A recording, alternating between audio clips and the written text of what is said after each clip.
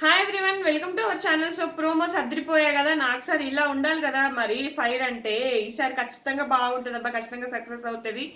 So full ఫైర్లో ఉన్నాడు, videos వేసి చూపించాడు స్టార్టింగ్ వీక్ నుంచే. నిజంగా ఇక్కడ మనకు మాస్క్ మ్యాన్ క్విట్ అవుతా అన్నాడు. క్విట్ అవుతా అంటే మూడోసారి గేట్ ఓపెన్ చేస్తారు అబ్బా. ఈరోజు కూడా గేట్ ఓపెన్ చేస్తారేమో, చూద్దాం. మరి మనకు సస్పెన్స్ ఏమో, ఏంటి అలా అనడము. క్విట్ అయిపోతా అనడం అయితే కరెక్ట్ కాదు.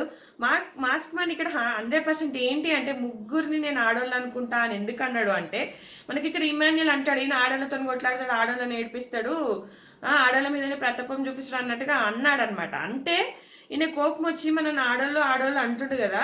నిజంగానే మరి నేను మరి భరణితో కొట్లాడినా, హిమ్ముతో కొట్లాడినా కదా, మరి వీళ్ళు కూడా ఆడోళ్ళేనా అన్న వేలో అన్నాడు అనమాట. వీళ్ళు ముగ్గురు కూడా ఆడోళ్ళే అన్న వేలో అన్నాడు.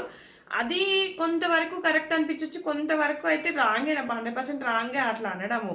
కాకపోతే అది ఎక్స్ప్లెయిన్ చేసే విధానం బట్టి ఉంటుంది. వీళ్ళు కూడా ఆడోళ్ళేనా, మరి నేను అంటే బాగుండేది, అయితే ముగ్గురు ఆడోళ్ళతో కొట్లాడినా నేను అని కోపంతో అన్నాడు. అయితే ఇక్కడ మీరు నన్ను రాంగ్ నాట్రేట్ చేస్తున్నారో అంటున్నాడు. నాట్రేట్ అంటే ఏందనుకున్నారు? ఈ బిగ్ బాస్ మేకర్స్ నాకు సార్ నన్ను కావాలని వీడియోస్ వేసి కావాలని నన్ను నాట్రేట్ చేస్తున్నారు అని చెప్తున్నాడు అనమాట. ఇక్కడ మీకు అర్థమవుతుందా? ఇంగ్లీష్ వర్డ్ అది.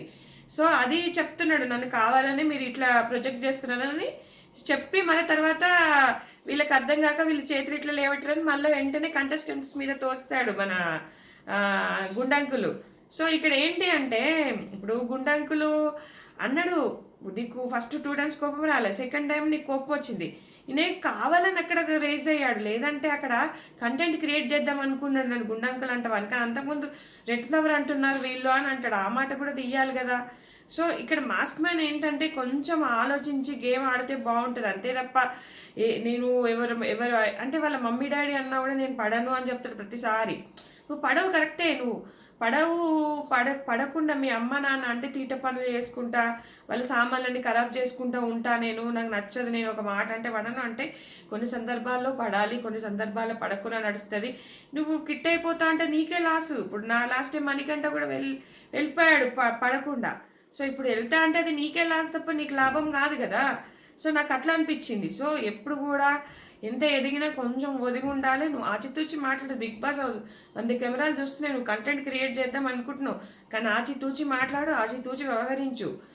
ఏదైనా అంతే తప్ప నువ్వు ఇష్టం వచ్చినట్టు మాట్లాడుతా అంటే కుదరదు కదా. సో ఇక్కడ సంజన గారిది కూడా, అది కూడా కొంచెం 2 ప్రోమోస్లో చూపించారు. సంజనాది కూడా కొంచెం నా సామాన్లు తీసుకురా అనడము, ఆమెకు నేను కర్రీ ఇప్పించా అనడం కూడా కొంచెం రాంగ్ వేలో వెళ్తుంది. అక్కడ కన్సర్న్ క్రియేట్ అవుతుంది ఫ్లోరా గారి పైన. సో ఈమె కూడా కొంచెం కంట్రోల్లో అంటే ఇట్లాంటివి ఉంటేనే కంటెంట్ క్రియేట్ అవుతుంది, గొడవలు అవుతూనే కంటెంట్ క్రియేట్ అవుతుంది. కాకపోతే ఇప్పుడు మాస్క్ మ్యాన్కి ఏంటంటే, మాస్క్ మ్యాన్ ఇవన్నీ వీడియోస్ చూపించడం వల్ల భరణి గారికి, ఇమ్ము గారికి నామినేషన్స్ పాయింట్ దొరికాయి. ఇప్పుడు మండే కష్టంగా ఆ పాయింట్స్ మీద నామినేట్ చేస్తారు. అట్లా ఇంకొక ఇన్ఫర్మేషన్, మన Bharani garu permanent house owner అయ్యారంట. ఏదో టాస్క్ పెడతాడంట సండే ఇమాన్యుయల్కి, భరణి గారికి.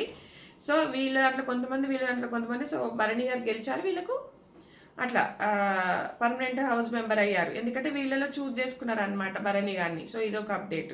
సో ఇది ఫ్రెండ్స్, ఈ వీడియో నచ్చితే కనుక ఖచ్చితంగా లైక్ చేయండి, షేర్ చేయండి. Thanks friends, thanks for watching.